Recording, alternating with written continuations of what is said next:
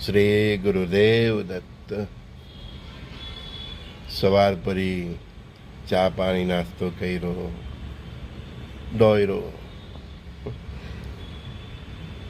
રોજના ટાર્ગેટ મનુષ્યના ફિક્સ છે, બસ દોડતો જ જાય, દોડતો જ જાય.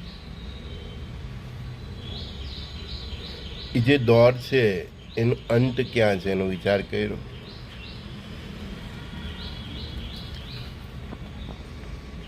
દોડનો અંત ક્યાં છે? ઇન્સ્યોરન્સ વાળા બધી જુદી જુદી સ્કીમ આવે હે ને. આટલી ઉંમર થશે તમને આ પ્રોફન મળશે, અત્યારથી આ સેવિંગ કરો, બાળકો માટે સેવિંગ કરો. શું ગત જન્મના તમે દેવાદાર છો કે બધા માટે ભેગું જ કરવા આવ્યા છે? તું તારા માટે શું ભેગું કરવા આવ્યો છે? આ દેહ, અમૂલ્ય દેહ, તને આ ઇન્દ્રિયોથી પૂર્ણ દરેક સ્થિતિ પરિસ્થિતિ સમજવાની જેને શક્તિ છે એવો દેહ આપ્યો છે, વિવેક બુદ્ધિ આપી છે, જ્ઞાન આપ્યું છે. એ શું આ બધું દેવું ચૂકવવા માટે જ આવ્યો છે? વિચાર કરો કરો કરો. તમારો જન્મ શું બસ આ બધું ભેગું કરવા માટે જ થયો છે? કોણે કીધું તમને કે આ બધું તમારું દેવું છે? ઋણાનુબંધથી તમારા પત્ની બાળકો છે. પરમાત્મા એમ નથી કીધું કે ઋણ ચૂકવતા ચૂકવતા તું ખુદને ભૂલી જજે, મને ભૂલી જજે. એવું પરમાત્માએ કહ્યું નથી. પરમાત્માએ સંસારની રચના જ એટલા માટે કરી છે કે તમે બધા ઋણાનુબંધ ચૂકવતા ચૂકવતા ઋણમાંથી મુક્ત થઈને અને સાથે ભક્તિભાવ અને જ્ઞાન પ્રાપ્ત કરીને તમે પરબ્રહ્મ પરમાત્માને મળો. બરાબર? એના માટે આ સંસારની રચના છે. ઘણા અજ્ઞાની લોકો 7 પેઢી થાય એટલું કરે છે. બાળકોને યોગ્ય શિક્ષણ આપવાનું છે, બરાબર છે, કેળવણી આપવાની છે, પણ દરેક બાળક એનું ભાગ્ય લઈને આવ્યું છે. આજે કોઈના ઘરમાં કોઈ પતિની આવક નથી, એક સંતાનોની આવક નથી, તેની પાછળ એમનું દુર્ભાગ્ય હોય છે. એ સ્ત્રીની કુંડળીમાં પણ જો તમને ખ્યાલ આવે છે કે એના નસીબમાં પતિનું સુખ નથી. બધા ઋણાનુબંધનથી ભેગા થયેલા છે. એકબીજાને આપણે દોષ દેવા માટે નથી આવ્યા. અને સવાર પડીને બસ દોરો છો, ચા નાસ્તો કરી નહીં, એવા દોરો છો, એવા ડરો છો કે જાણે બધું કેટલું ઋણ છે તમારી પર ને તે ચૂકવવાનું છે, એ ભેગું નહીં કરશો ને પાછું એ ચૂકવવા માટે પાછા બીજા ઋણ ઊભા કરો છો. સામ દામ ભેદ ધન નીતિ વાપરીને બધું તમે સંપત્તિ ભેગી કરો છો.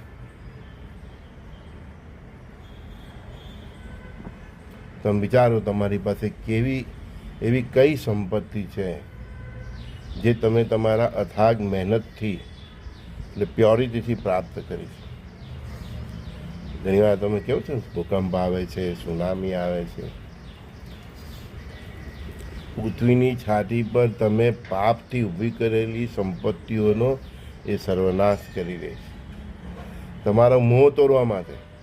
કે એ મનુષ્ય આ બધું તું જે ઊભું કરે છે તે નિર્થક છે. એને તો એક હું હવાના જપતે કે એક પાણીની જપતે કે એક આગની લલકારથી હું એને ખતમ કરી શકું. તો એવી કઈ વસ્તુ છે કે જેને હવા નથી સ્પર્શ કરતી, પાણી નથી સ્પર્શ કરી શકતી, અગ્નિ એને સ્પર્શ નથી કરતી, પંચ તત્વો એને સ્પર્શ નથી કરી શકતા? એવું આપણી અંદર શું છે કે જેને પ્રાપ્ત કરીએ આપણે? આપણી આત્મા ને એની અંદર રહેલ પરમાત્મા. આત્માની અંદર સુસુપ્ત રહેલે પરમાત્માને જાગૃત કરવા આવ્યા છે. અને એની સાથે સાથે જે ઋણાનુબંધનથી બધા જોડાયેલા છે એમના પ્રત્યેની આપણી યથાશક્તિ જવાબદારી નિભાવવાની. શક્તિથી પાર જઈને કરવાનું કાર્ય પરમાત્માએ કહ્યું જ નથી. તમારી યથાશક્તિ તમે જવાબદારી નિભાવો. તમને ભગવાને જે ટેલેન્ટ આપ્યું છે, જે કારીગરી આપી છે, જે આવડત આપ્યું છે, જે શિક્ષણ આપ્યું છે, અને ધર્મની મર્યાદામાં રહીને ધન સંપત્તિ અર્જિત કરીને પરિવારનું ભરણ પોષણ કરવું,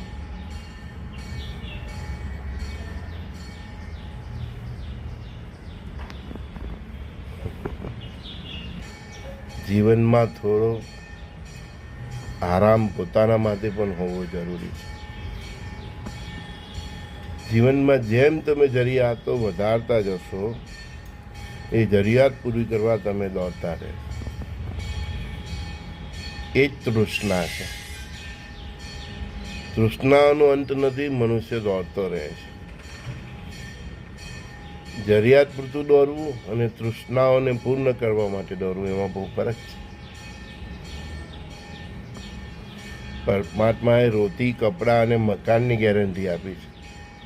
બધી તમારી તૃષ્ણાઓ પૂરી કરવાની ગેરંટી નથી આપી. એ તૃષ્ણાઓ પૂરી કરવા માટે તમે દોડો છો ને એમાં તમે વધારાનું કર્મ ઊભો કરો છો ને એ કર્મ ફરી તમારા ઋણાનુબંધન તરીકે ચોંધે છે અને એ ફરી તમારા જન્મ મરણનું કારણ બને છે. તો જિંદગી આ સફર છે, એ સફરનો આનંદ કેવળ બસમાં બેસવાથી કે ટ્રાવેલ મળવાથી નથી થઈ જતો.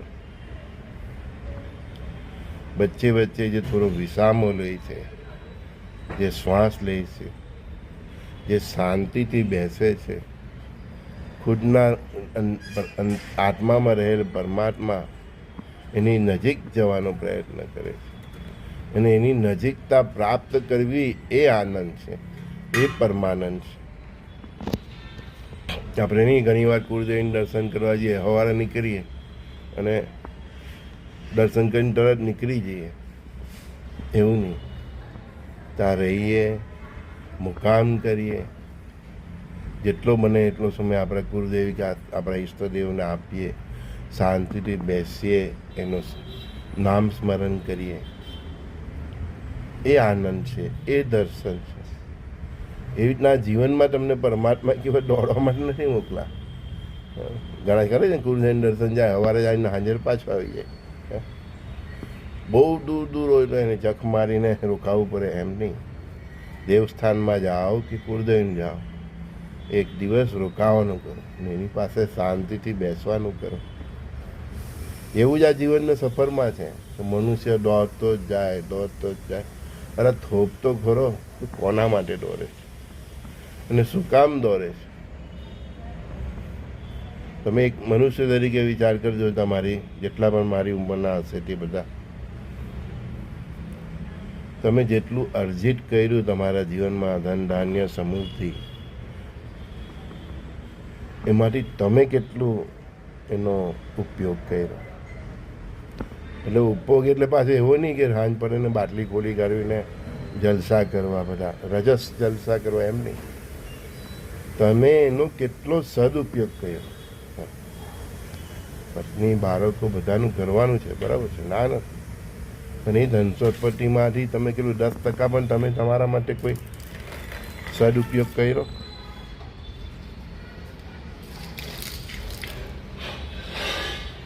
મોટે ભાગે બધાની ના હોય. ભગવાને તમને તમારા ગત જન્મના પુણ્યથી, તમારા પરિવારના સૌના ભાગ્ય અને દુર્ભાગ્યથી તમને જે આપ્યું એમાંથી તમે કેટલો સદુપયોગ કર્યો. એ જે આપણે ઉપયોગ કરીએ છીએ ને તે જ સાથે આવે છે, બાકીનું બધું અહીંયા જ રહી જાય છે. એ સમજાવવા તો ઘડી ઘડી આ ચક્રવાત, વાવાઝોડું ને સુનામી આવે છે, ભૂકંપ આવે છે. આપણે નથી સમજતા એટલે પરમાત્મા સાંકેતિક રીતે સમજાય કે ભલે આ મૂર્ખા, આ બધું અહીંયા જ રહી જવાનું છે ને જો આની કોઈ વેલ્યુ નથી.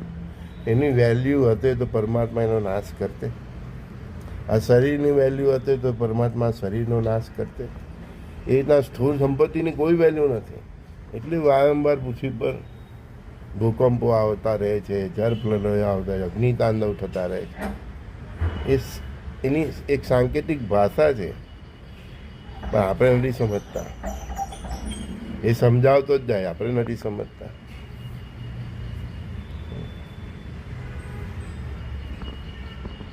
તું સંગ્રહ કરવા નહીં, તું વહેંચવા આવ્યો છે. ગત જન્મના પુણ્યથી, તારા પરિવારના સૌના પુણ્યથી જે તમારી પાસે ધન ધાન્ય સમૃદ્ધિ આવે છે,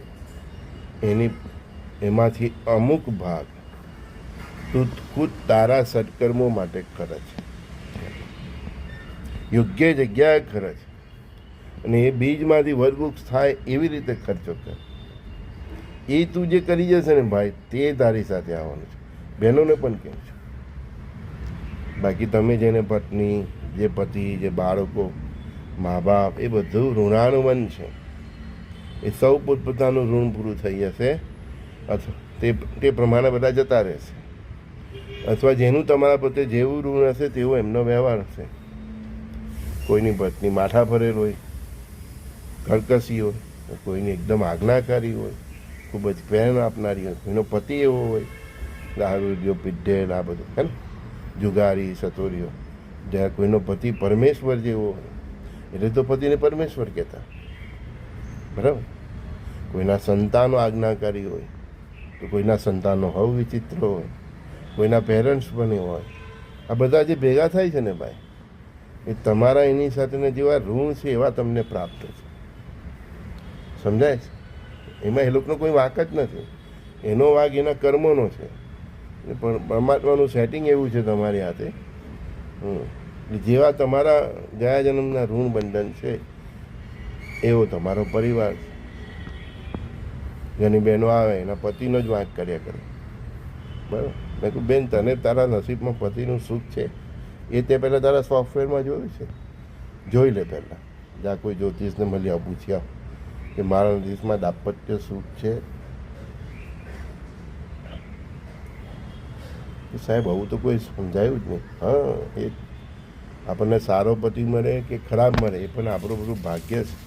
એના પુરુષને પણ સારી પત્ની મળે કે કર્કશી મળે એ પણ એનું ભાગ્ય. જેવા જેવા ઋણાનું બંધન છે તેવા તેવા ભેગા થાય. તમે ડાયવોર્સ લઈ લો છો, કદાચ એનાથી ઋણાનું બંધન પૂરું થઈ જતું હશે, તમે એવું સમજો છો. તો ભાગ્યમાં જ નહીં હોય તો બીજે જઈને પણ તમે શું પ્રાપ્ત કરવાનું? થાય નહીં. એક ભવમાં બે ભવ ન કરવો જોઈએ, એટલી મારી સમજ છે. એક ભવમાં બે ભવ ન કરવો જોઈએ, એ પુરુષ હોય કે સ્ત્રી હોય.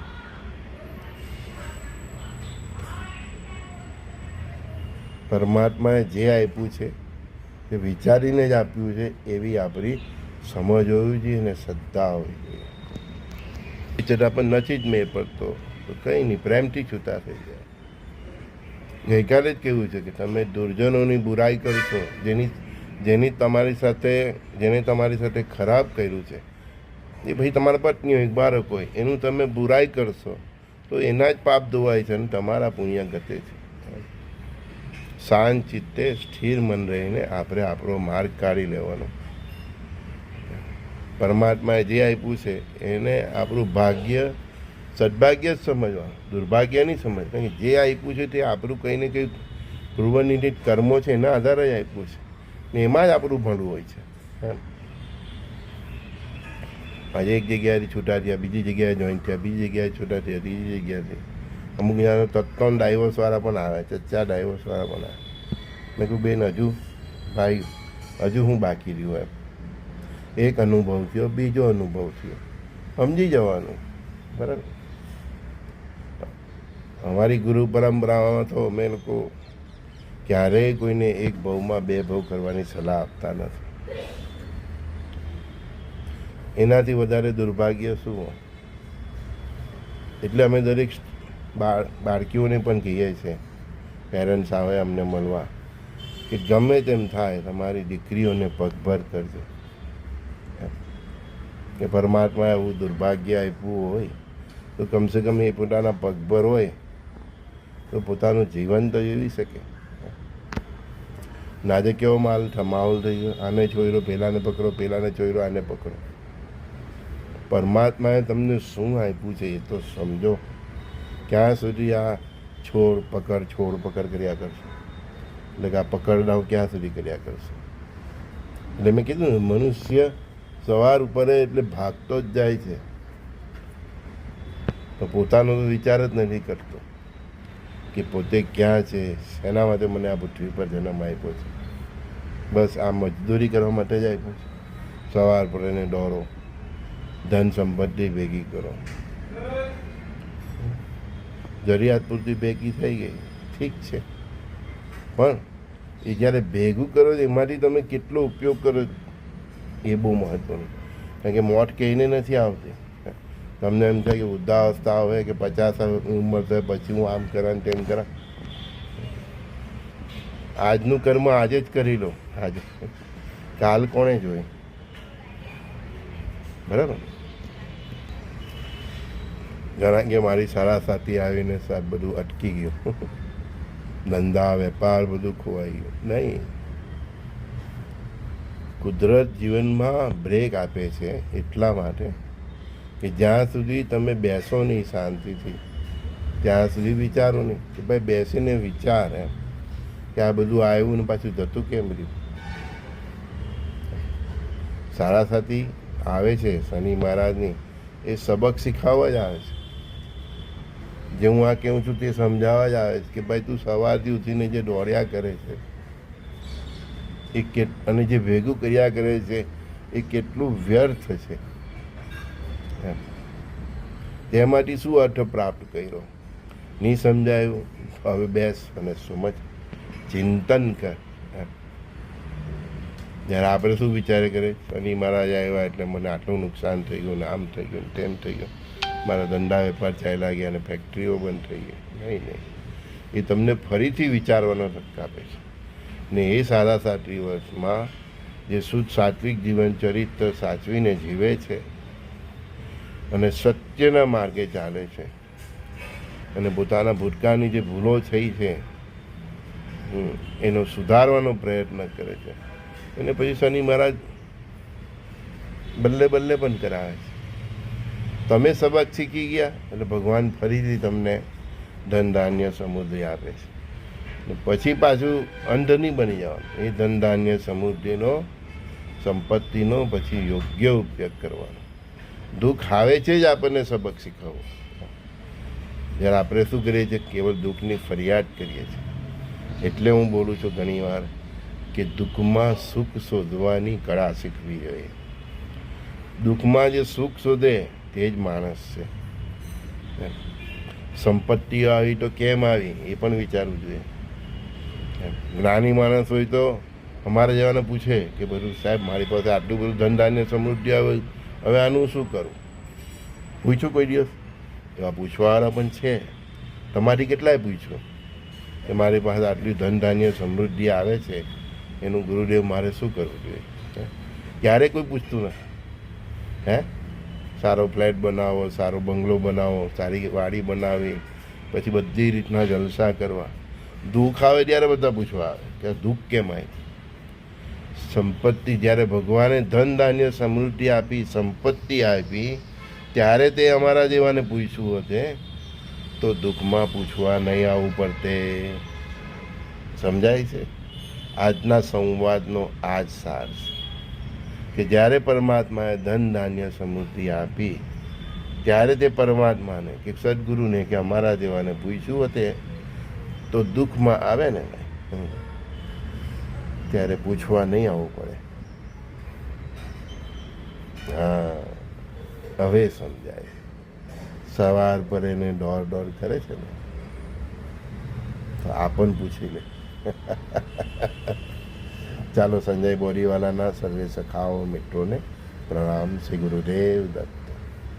ઈશ્વર પરમાત્મા આપ સર્વનું કલ્યાણ કરે અને રોજના સંવાદથી હું આશા રાખું છું કે પરમાત્માના શબ્દોથી તમને કોઈને કોઈ માર્ગ મળે અને જીવન જીવવાની પ્રેરણા મળે અને પરમાત્માનો જે સંકલ્પ છે યુગ નિર્માણનો, એના ઢાંચામાં તમે સેટ થઈ જાઓ, એવા બની જાઓ. બસ એવી જ પરમાત્મા પાસે હું તમારા પર બધા માટે કૃપા માગું છું. શ્રી ગુરુદેવ દત્ત.